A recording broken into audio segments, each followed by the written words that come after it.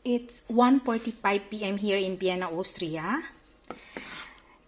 And in the Philippines, it's 7:45 ng gabi.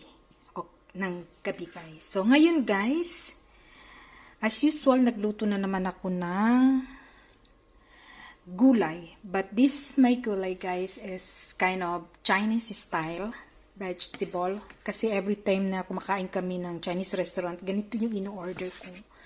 So, ito guys, ang halo niya beef.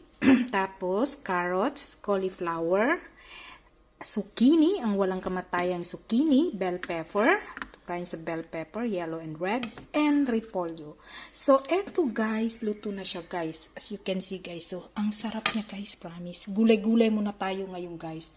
At syempre guys, ang aking asawa, ayun, nandoon na naman siya guys, sa lake, naligo na naman, and super init guys, kaya hindi na talaga ako sumama. So,